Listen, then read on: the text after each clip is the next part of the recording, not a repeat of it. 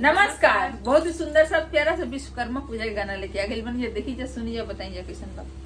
सोने के लंका सुंदर इंद्रासन, सोने के लंका सुंदर इंद्रासन, जहाँ देवलोक लगावेले आसन, जहाँ देवराज लगावेले आसन। रचना कमाल बा बाबा विश्वकर्मा राउर महिमा महान बा। बाबा विश्वकर्मा राउर महिमा महान बा। और रौरे जग के रचना कैनी, कृष्ण के द्वारिका पूरब सावनी। रौरे जग के रचना कैनी, कृष्ण के द्वारिका पूरब सावनी। अद्भुत अस्त्र शस्त्र बना के देवता गण के शक्ति बढ़ावनी। और कृपा से उड़े पुष्पक विमान बा।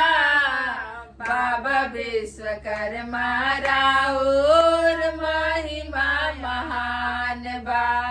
बाबा विश्वकर्मा राउर महिमा महान बा। मधुर में बीन के तान बनवनी, शारदमा के सुशोभित कैनी। मधुर में बीन के तान बनवनी, शारदमा के सुशोभित कैनी। शिव के त्रिशूल डमरू कमंडल चक्र से विष्णु जी के सजवनी। शिव के त्रिशूल डमरू कमंडल चक्र से विष्णु जी के सजवनी। कहे मोर सखी सब चारों जुग में, कहे मोर सखी सब चारों जुग में, कीर्ति बखान बा। बाबा विश्वकर्मा राउर महिमा महान बा। बाबा विश्वकर्मा राउर महिमा महान बा।